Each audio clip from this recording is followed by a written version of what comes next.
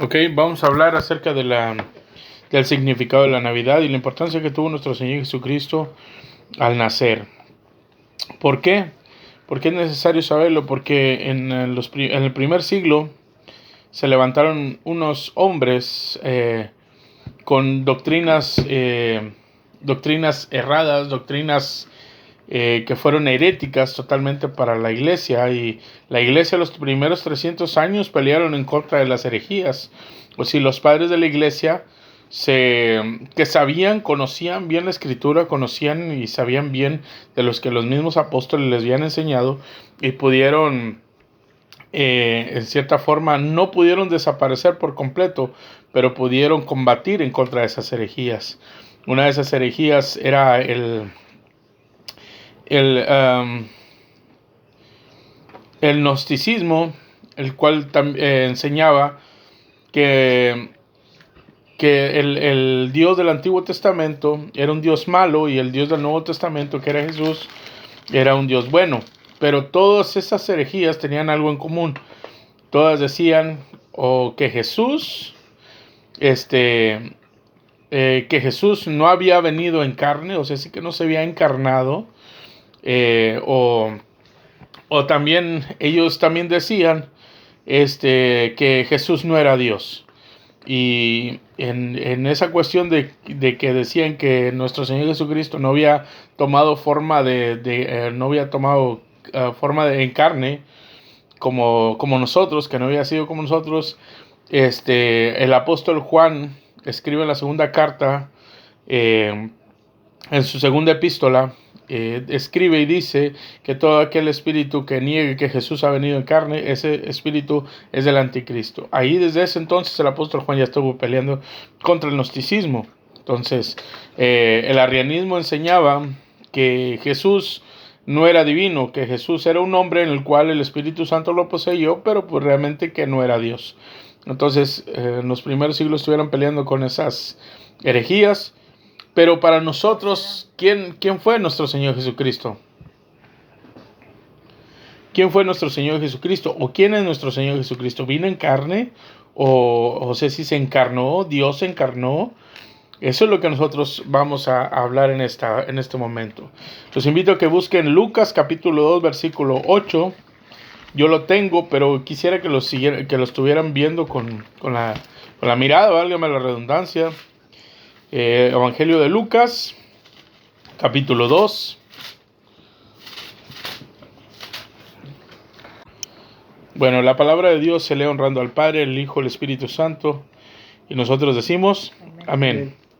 Lucas capítulo 2, versículo 8 dice: había pastores en la misma región que velaban y guardaban las vigilias de la noche sobre su rebaño.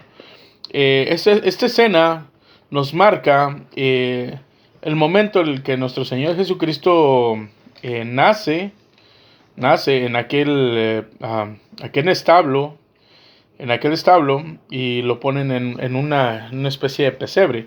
Entonces, mientras eso está sucediendo dentro del establo, afuera había unos pastores que estaban, válgame la redundancia, pastoreando sus ovejas, y en eso llega un ángel dando las buenas noticias. Versículo 9 dice: he aquí, se les presentó un ángel del Señor, y la gloria del Señor los rodeó de resplandor, y tuvieron gran temor. Pero el ángel les dijo: no temáis, porque he aquí que os doy nuevas de gran gozo, que será para todo el pueblo. Versículo 11 dice: que os ha nacido hoy en la ciudad de David un Salvador, que es el Cristo el Señor. Y esto os servirá de señal: hallaréis al niño envuelto en pañales, acostado en un pesebre. Y repentinamente apareció con él una multitud de las huestes celestiales, que alababan a Dios y decían: gloria a Dios en las alturas, y en la tierra paz, buena voluntad para con los hombres. Sucedió que cuando los ángeles fueron de ellos al cielo, los pastores se dijeron unos a otros: pasemos pues hasta Belén y veamos esto que ha sucedido y que el Señor nos ha manifestado. Y vieron pues apresuradamente y hallaron a María y a José y al niño acostados en el pesebre. El niño acostado en el pesebre, perdón. Y al verlo lo dieron a conocer lo que se les había dicho acerca del niño. Y todos los que oyeron se maravillaron de lo que los pastores les decían. Aquí en este pasaje bíblico nos damos cuenta que en realidad hay tres testimonios muy importantes. El testimonio de la estrella, en el cual se detuvo en aquel pesebre. El testimonio de los ángeles que llegaron y adoraron a ese nuevo rey. Si nos damos cuenta en el versículo 11 dice Cristo el Señor. Cristo está con letra mayúscula y el Señor está con letra mayúscula. Entonces está hablando del mismo Dios que se ha encarnado en ese mismo instante, que ha nacido en forma de ser humano, el mismo Dios. Y número 3, el testimonio de los pastores y claro de María y José. Entonces son tres testimonios muy grandes, tres evidencias muy grandes, las cuales encontramos que en realidad Cristo sí fue nacido en carne, sí llegó a tomar forma de carne. ¿Para qué? Para después entregarla en sacrificio por nosotros, los que somos pecadores. Pero esto ya estaba profetizado desde Génesis. Cuando Dios, en el capítulo 3 de Génesis, reprende al hombre por haber comido del fruto y reprende a la mujer por haberle dado al hombre o también por haber comido del fruto, les da las sentencias. Al hombre le dice, de tu frente vas a sudar el pan de cada día, ese va a ser tu trabajo, de tu trabajo vas a sacar para el pan diario. A la mujer le dice, te voy a multiplicar los dolores en tus preñeces, con dolor vas a tener los hijos.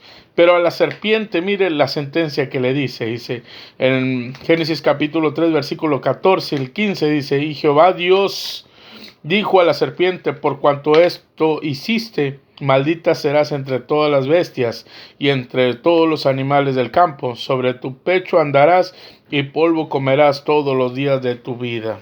Dicen, según los historiadores, o los eruditos cristianos dicen que hasta ese entonces la serpiente tenía manos, tenía pies, pero por causa de la maldición se le fue quitado y por eso una serpiente se arrastra sobre su propio pecho, porque fue el castigo que Dios le dio a la serpiente. Dice, pero aquí hay algo también muy importante. Dice, sobre tu pecho andarás y polvo comerás todos los días de tu vida.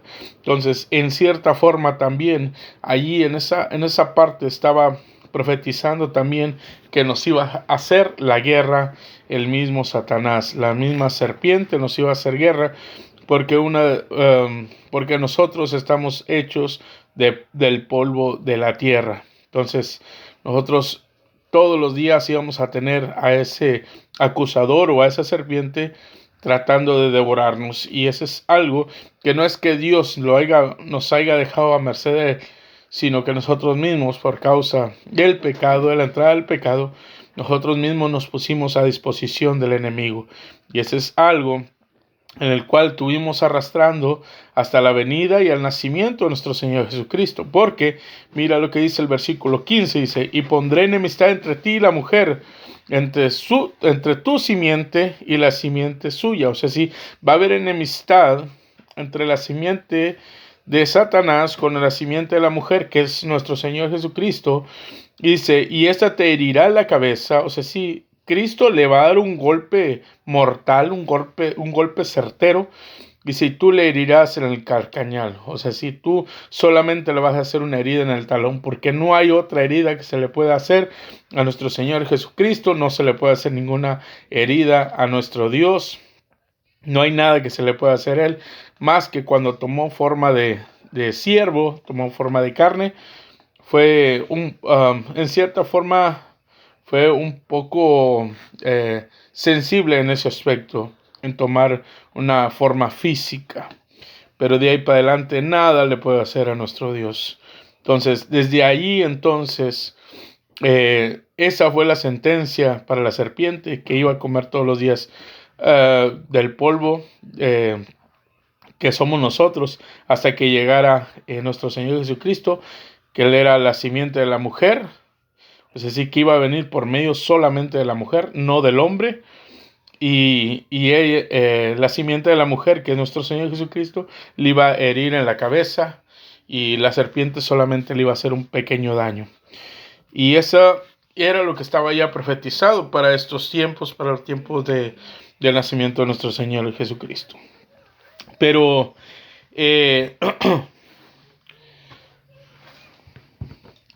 pero qué otra importancia en cuestión, estamos hablando en cuestión de la importancia que tuvo el nacimiento de nuestro Señor Jesucristo para nosotros, pero en todos los sentidos, porque no es solamente un evento aislado. No es solamente un evento aislado de nosotros o de las personas, es un evento que, que nos tocó a todos vivir, que nos tocó a todos experimentar, tanto creyentes como no creyentes.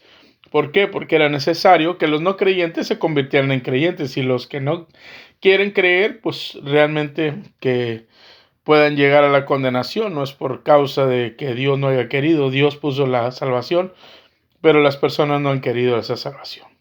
El nacimiento de nuestro Señor Jesucristo no es un acontecimiento aislado para el cristiano o de poca importancia. Al contrario, es el evento más importante de la historia de la raza humana. Ese evento afectó tanto a creyentes como no a creyentes, les guste o no les guste. Primero, marca un antes y un después en la historia cristiana o en la historia de la humanidad.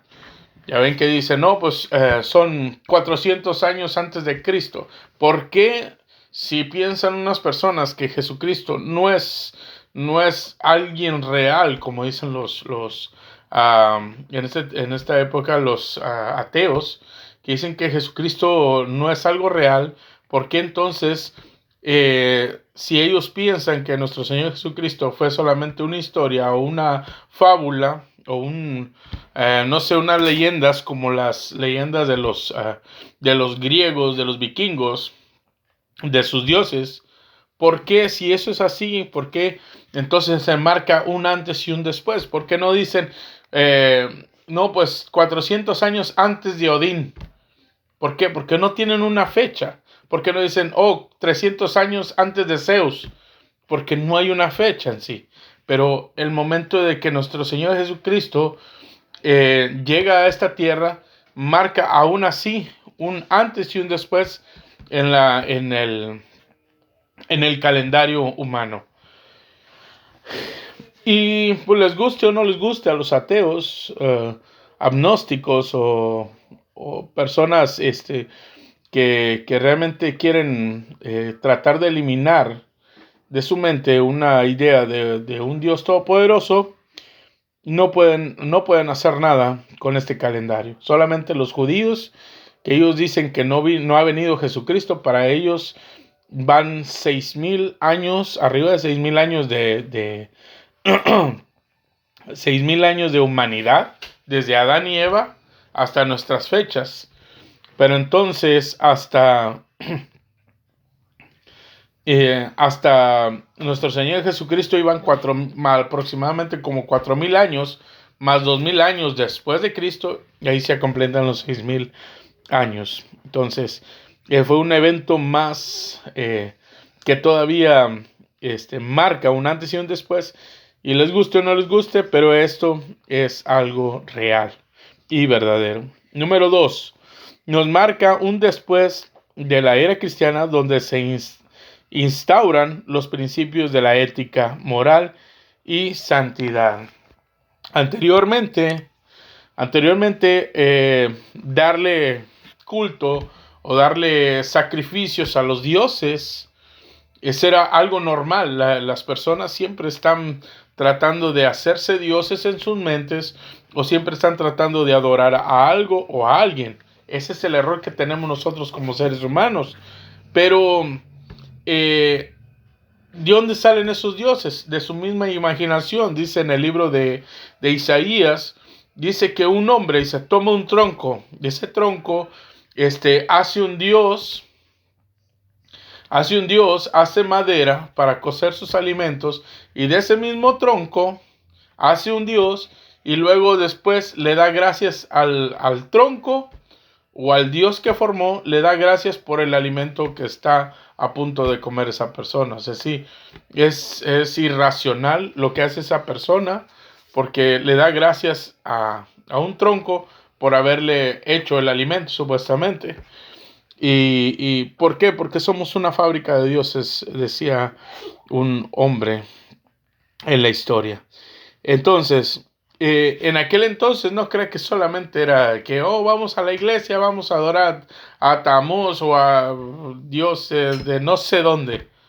Pues entonces, no, sino que eso eran reuniones donde se hacían grandes festines, donde se hacían grandes fiestas, donde se hacía tomadera y se hacía el despapalle entre hombres y mujeres, agárrale aquí, quítale allá, ponle para acá. Se hacían totalmente un descontrol total de su santidad, pues, o de algo que pudiéramos decir, algo ético que les pudiera dejar algo bueno. Siempre terminaban en un descontrol total.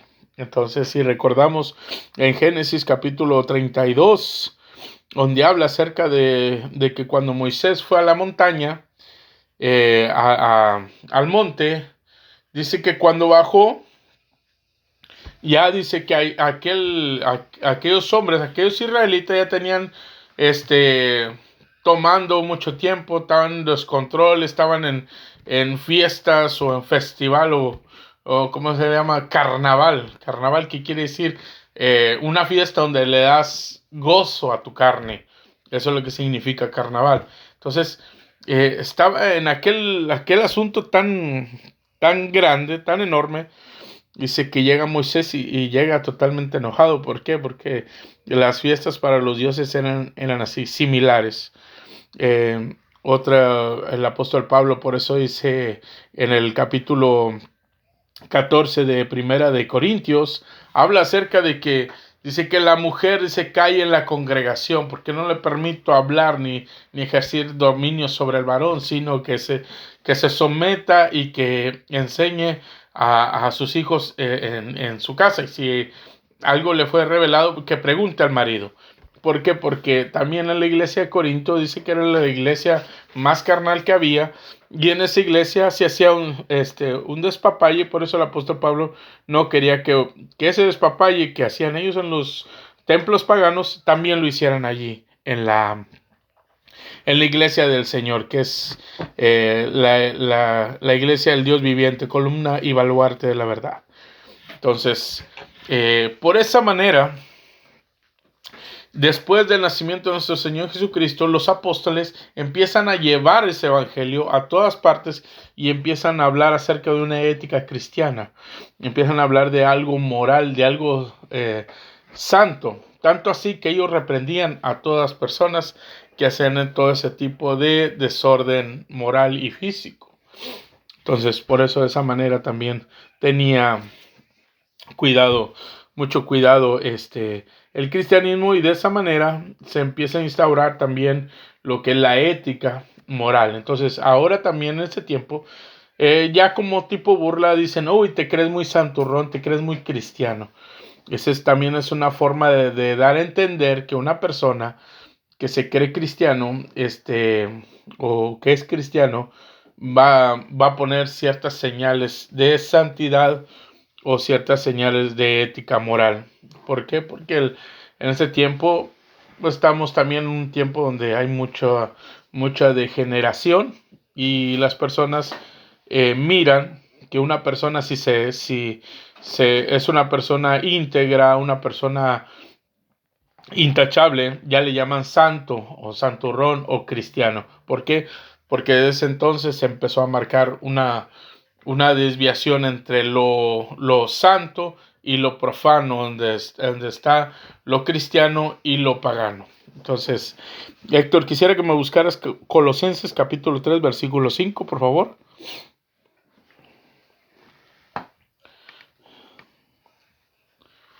Dame si me puedes buscar Juan 14, 6.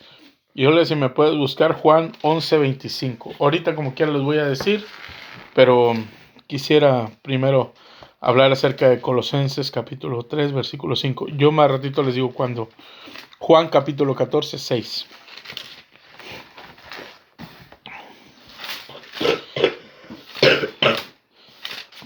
Entonces decimos que en el primer plano habla acerca de que marca una historia entre un antes y un después de Cristo. O sea, sí, hubo un efecto en lo que fue la historia de la humanidad. El número 2 dice, marca un antes y un después acerca de la ética moral y los principios de santidad. Léeme, Héctor, Colosenses capítulo 3, versículo 5, por favor. Colosenses capítulo 3, versículo 5 dice, haced morir, pues, lo terrenal en vosotros, fornicación, impureza, pasiones desordenadas, malos deseos y avaricia, que es idolatría. Sí, hasta el 7, por favor. Cosas por las cuales la ira de Dios viene sobre los hijos de desobediencia, en cuales vosotros también anduvisteis en otros tiempos, cuando vivíais en ellas. Amén. Así está bien. Dice, haced morir pues lo terrenal en vosotros, fornicación y impureza.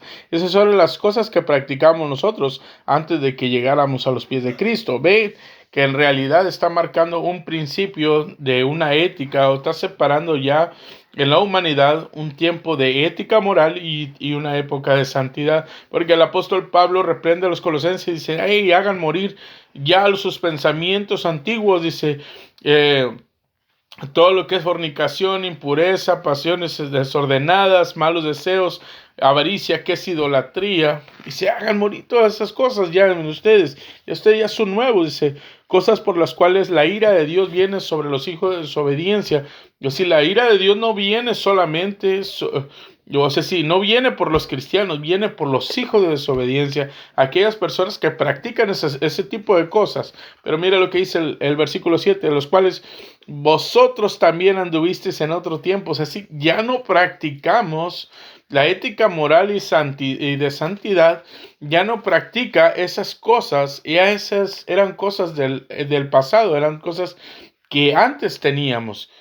Pero ahora ya no somos así, ya somos separados, ya somos santos para la gloria de Dios. Dice, el cual vivías en otros tiempos en ellas. O sea, así que ya no practicamos esas cosas.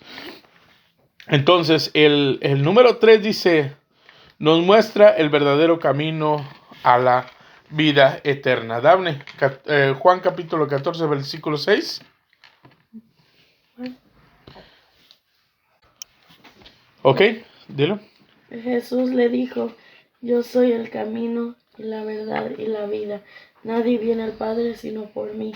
Si me conocéis, también a mi Padre conoceráis. Amén. Y desde ahora le conocéis y habéis visto. Y te aventaste hasta el 7, ¿verdad? Sí. Ok, está bien, no importa. El versículo 6 dice, Jesús le dijo, yo soy el camino, la verdad y la vida. Nadie viene al Padre sino por mí. O sea, sí, el nacimiento de nuestro Señor Jesucristo marca un camino, el verdadero camino, que es Él, el verdadero camino a la vida eterna. O sea, sí, ¿cómo no hemos de gozarnos en el nacimiento de nuestro Señor Jesucristo? ¿Cómo no hemos de gozarnos? ¿Cómo no hemos de gozarnos si Él marcó un camino? Primero marca un tiempo, un antes y un después. Número 2, marca una ética de moral y de santidad. Y número 3 dice, marca el verdadero camino, que Él es Él el camino, el verdadero camino, porque Él mismo dijo, nadie, ni Mahoma, ni Buda, ni Zoroastro, ni Odín, ni Zeus, nadie dijo, yo soy el camino, la verdad y la vida. Jesucristo sí lo dijo. Entonces, tenemos más que de evidencias de que nuestro Señor Jesucristo vino a hacer algo hermoso en nuestras vidas, vino a marcar nuestras vidas y vivirá y estará con nosotros todo el tiempo hasta el día que Él ponga su pie o que venga por nosotros en la manifestación en las nubes. Él siempre ha sido el camino, la verdad y la vida, el verdadero Dios. Olga, si me puede leer Juan capítulo 11, versículo 25. 11:25. Le dijo Jesús, yo soy la resurrección y la vida. El que cree en mí, aunque esté muerto, vivirá. 26. Y todo aquel que vive y cree en mí no morirá eternamente. Wow, qué maravilloso nuestro Dios. Él nace para mostrarnos el camino. Él es el camino, pero no solamente el camino. Al final del camino, todos los caminos tienen un final, pero este camino no. Nuestro Señor Jesucristo dice, Jesús le dijo, yo soy la resurrección y la vida. O sea, sí, hasta que termine, hasta que llegue a la final de nuestras vidas, el camino con nuestro Señor Jesucristo sigue. Él es el camino, la verdad y la vida. Nadie va al Padre si no es por Él. ¿Por qué? Porque Él es la resurrección y la vida. O sea, sí, cuando el camino como ser humano se termina, seguimos en el camino de nuestro Señor Jesucristo porque Él es la resurrección y la vida. Dice, el que cree en mí, aunque esté muerto, vivirá. O sea, sí, aunque esté muerto, sigue en ese camino hacia adelante, hacia el Padre. Y si todo aquel que vive y cree en mí, no morirá eternamente. Y le pregunta a Marta, ¿crees esto? O sea, sí, y ahora nos hace la pregunta, ¿creemos eso? ¿Creemos que al final de nuestras vidas va a llegar, al final de nuestras vidas, si creemos en Cristo Jesús, vamos a seguir hacia adelante? ¿Lo creemos en realidad? Tenemos que creerlo, porque el que lo prometió es más que fiel para con nosotros. Esa es una pregunta interesante. Es una pregunta interesante. Bueno, el asunto es este. Sí, María y Marta, ellas le decían esas cosas porque creían en la resurrección, creían en lo que Cristo les estaba predicando. Ellas creían en el Evangelio. Por eso ella dice, ya sabemos, Señor, que nuestro hermano se va a levantar en aquel día de los muertos. Y entonces nuestro Señor Jesucristo le dice, pero yo te estoy hablando, ¿me entiendes? Entonces, lee el versículo 24, 23 y 24. Jesús le dijo, tu hermano resucitará. Uh-huh. Marta le dijo, yo sé que resucitará en la resurrección, en el día postrero. Exactamente, y por eso ella estaba diciendo acerca de que creía que iba a resucitar, pero ya en la culminación de los tiempos. Pero nuestro Señor Jesucristo le dice, no, le dijo, sí, entonces por eso le dice que tenía que creer en lo que iba a hacer. Entonces por eso dice, muevan la piedra. Dice, Señor, ya llegue, porque en realidad ya no le hallaba sentido para qué iban a abrir la piedra si Lázaro ya estaba descansando, ya prácticamente él ya era salvo, él iba a resucitar cuando viniera el fin de los tiempos. Pero entonces en eso nuestro Señor Jesucristo le enseña que en realidad él lo que quería hacer era resucitar a Lázaro.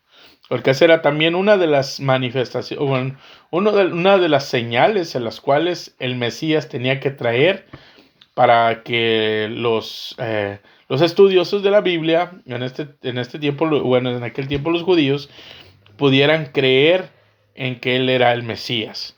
¿Entiendes? Entonces esa era una de las señales que él tenía que hacer, resucitar. Entonces, por eso nuestro Señor Jesucristo le enseña que en realidad con eso dio a demostrar que él era el Mesías. Entonces dice, ¿hasta aquí todo bien? Bueno, pero en realidad cuando nació nuestro Señor Jesucristo no todo fue miel sobre hojuelas. O sea, si no todo fue algo con ángeles y con algo no tan opulento como debería haber nacido el rey todopoderoso, sino que fue humilde hasta en el nacimiento. Pero no todo fue bueno. O sea, sí, no todo fue bueno. El asunto es de que no todo fue tan, o sea, sí, tan libre, tan, que no hubo preocupación. Primero dice, Jesús no nació en un lugar cómodo ni de riqueza, sino él nació en un establo y lo pusieron en un pesebre.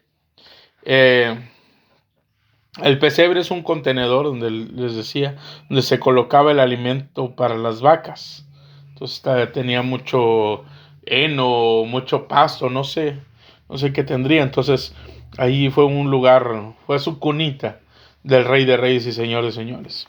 Entonces, para empezar, no fue algo tan que no, pues, como ¿cómo se llama el niño eh, el niño que se queda solo en la casa, ¿cómo se llama? Mi pobre angelito, sí, que se fue a hospedar al Hotel Plaza. No había Hotel Plaza en aquel entonces. Entonces, dice, porque había muchísima gente que se tenía que empadronar, que tenía que apuntar. Entonces, como había mucha gente, todo estaba lleno. Entonces, tuvieron problemas para encontrar un lugar de alojamiento para que pudieran hacer nuestro Señor Jesucristo. Y es que qué difícil es este asunto. Segundo lugar,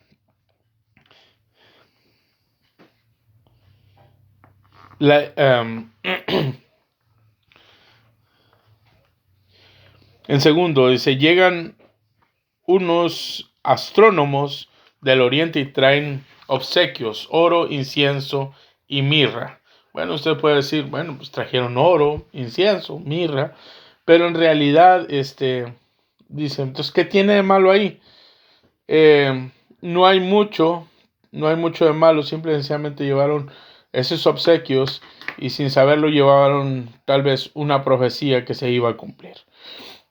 Primero, para empezar, el oro es un significado de riqueza, por lo tanto el oro tipifica que el niño sería el rey del universo. Entonces el oro es un metal tan preciado que solamente los reyes podían tener ese tipo de metal. Así, era un metal, a un rey no le podías pagar con plata o con bronce, a un rey tenías que, ¿cómo se le llama? Le podías dar un regalo, pero tenía que ser de oro, porque el oro tipifica la realeza. Entonces, lo que estaban dando a entender ahí los astrónomos, porque vamos, dice que eran magos del oriente, pero en realidad no eran que se escaparon de un circo y fueron haciendo magia y llegaron y no, para nada de eso. El verdadero significado dice que ellos eran astrónomos. Astrónomos, ¿qué son astrónomos? Son personas que estudian las estrellas, estudian los planetas. No es tampoco astrología. Astrología es mirar los planetas, mirar las estrellas y creer que esos te van a decir el futuro o te van a predecir las cosas que está sucediendo. No es ese tipo de astronomía, no, de astrología, no son de los horóscopos, son astrónomos, estudiosos de las estrellas. Entonces vieron levantarse aquella estrella, ellos mismos dijeron, vimos levantarse su estrella. Entonces, dice que eran unos sabios del oriente. Entonces estos hombres, posiblemente cuando los judíos eran movidos de un lugar a otro por causa de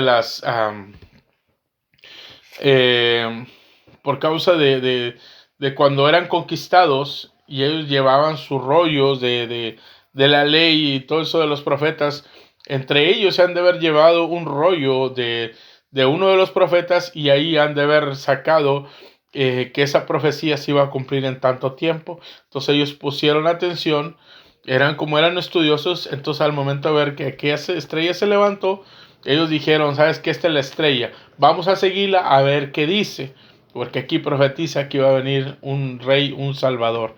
Entonces Y cuando se dan cuenta que en realidad todo eso era cierto, llegan y adoran al Rey y al Creador. Porque pues para ellos, si no hubieran sido estudiosos, si no hubieran estudiado la profecía, para ellos no se hubieran postrado ante el niño. Para ellos hubiera sido un niño común y corriente, o hubieran buscado en otra parte, sino que exactamente donde se paró la estrella, ellos se bajaron y adoraron. Porque no a cualquier persona se le adora, no a cualquier persona se le postra, y mucho menos a un niño. Pero ellos se dieron cuenta que en realidad ese niño era el Salvador del mundo. Entonces, primer obsequio, le llevan el oro. Olga, si me puedes buscar Apocalipsis capítulo 17, versículo 14. Dafne, si me puedes buscar Primera de Timoteo capítulo 2, versículo 5. Y Héctor, si me puedes buscar Lucas capítulo 2. ¿Otro tenía Lucas o no? No, Juan, ¿verdad? Tengo los dos. Ok. Está bien, búscame Timoteo capítulo 2, versículo 5. Apocalipsis 17. Y Héctor, me buscas Lucas capítulo 2, versículo 34. 17, 14. 17, 14. 17, 14, así es. Y léelo de una vez.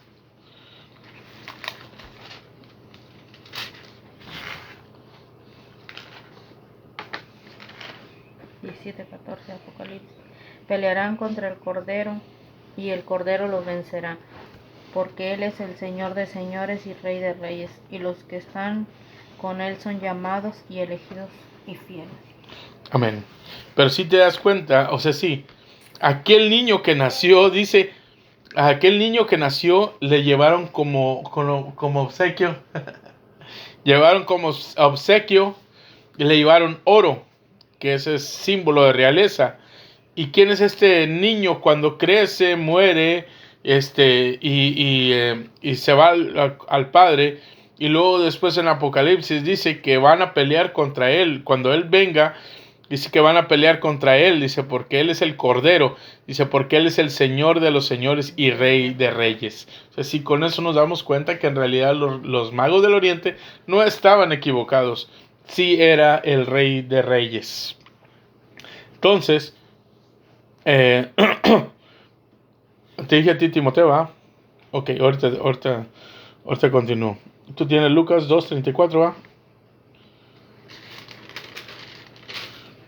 Ok, ahí mero. Entonces, regalo número 2, dice, le dieron incienso, Dice, es la fragancia que se ofrecía a Dios por medio de un sacerdote, que en este caso enseñaba que Jesús sería el sacerdote y el mediador entre Dios y los hombres. O sea, sí. Entonces, el incienso tipificaba que nuestro Señor Jesucristo iba a ser el sacerdote. Dice en el libro de los Hebreos, dice que ya no hay otro sacerdote, no hay más sacerdotes. Dice, porque cuando se ponía un sacerdote, llegaba el tiempo de que se tenía que morir y moría y ponían otro sacerdote. Dice, pero nosotros ya no tenemos ese problema, porque dice nuestro sumo sacerdote, él se ha establecido de una vez y para siempre. ¿Quién es este sacerdote? Nuestro Señor Jesucristo. Por eso los magos del Oriente le llevaron incienso, que tipifica la fragancia, o también en este caso también es las oraciones de los santos. Entonces, lo que tipifica el incienso, que nuestro Señor Jesucristo iba a ser el sumo sacerdote. Entonces, Dafne, léeme 1 Timoteo capítulo 2, versículo 5. Porque hay un solo Dios y un solo mediador entre Dios y los hombres, Jesucristo hombre. Amén. Así es. Entonces, cuando aquellos reyes del Oriente le llevan, o aquellos astrónomos le llevan incienso, eso tipificaban. Profetizando, mostraban que nuestro Señor Jesucristo iba a ser el mediador, o iba a ser el sumo sacerdote, el mediador entre Dios y los hombres. Así que no hay otro mediador, no hay nadie que usted le pueda decir, pastor o evangelista, o ore por mí, por favor. No, usted también puede. Usted también puede orarle a Dios. Solamente hay que pedirlo por medio del sumo sacerdote, que es nuestro Señor Jesucristo. No hay otro intercesor ante ellos más que nuestro sumo sacerdote, que es nuestro Señor Jesucristo.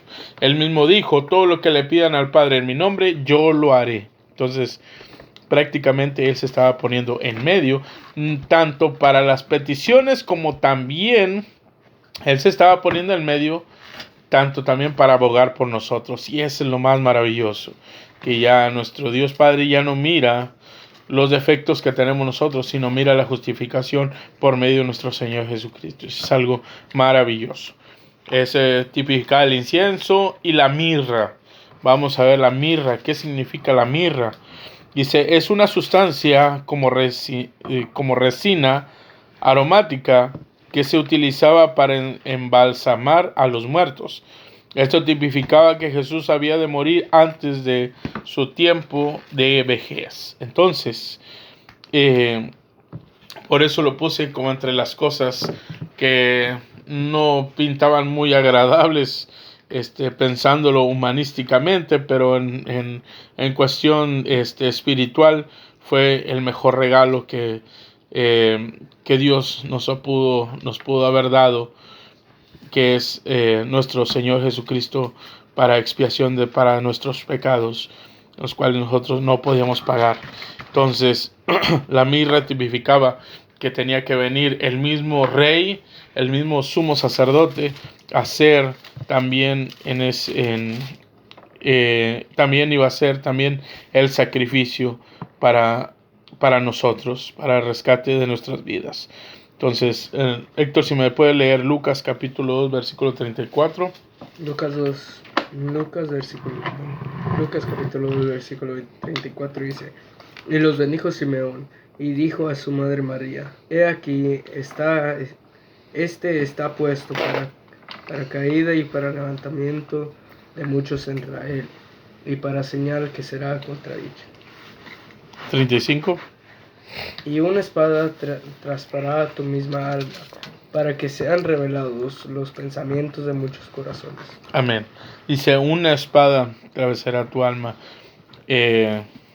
No hay lo que le estaba profetizando Simeón, porque Simeón, si vamos a la escritura, dice que cuando llevaron a presentar a nuestro Señor Jesucristo delante de a los sacerdotes en el 8º día de su nacimiento, dice la escritura que en la puerta estaba un hombre llamado Simeón. Este hombre dice que oraba todo tiempo y pedía a Dios por la salvación de Israel.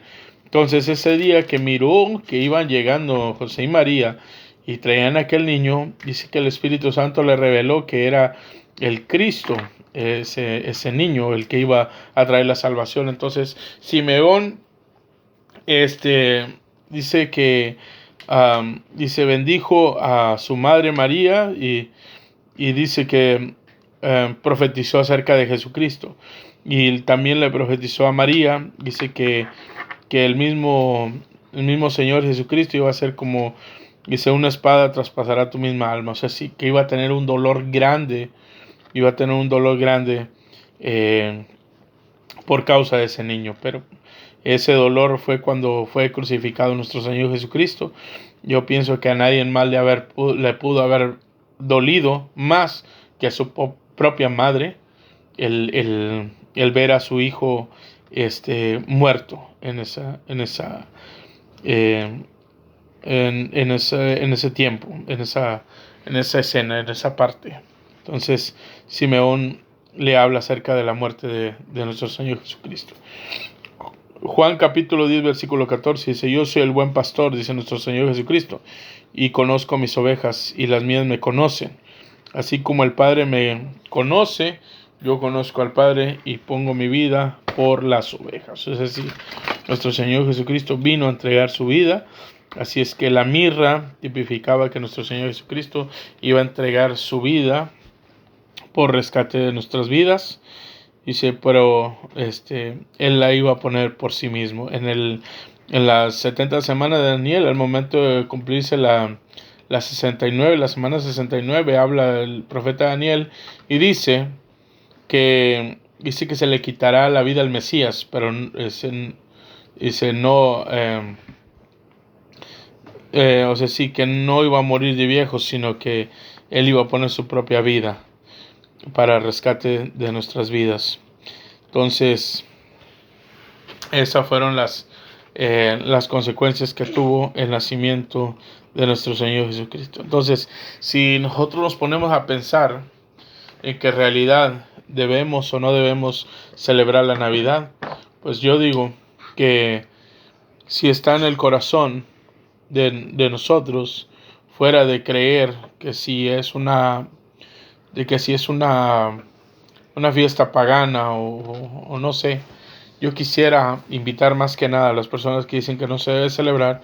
Yo quisiera invitarlos a que nos digan en qué fecha podemos celebrarle a nuestro Señor Jesucristo. Yo me apunto, porque si después de estas cosas, las cuales estuvimos viendo en esta prédica, si creemos que no tiene importancia el nacimiento de nuestro Señor Jesucristo, pues realmente nos damos cuenta que en realidad están equivocados, porque realmente, primero que nada, marcó una época en la vida, un antes y un después de Cristo.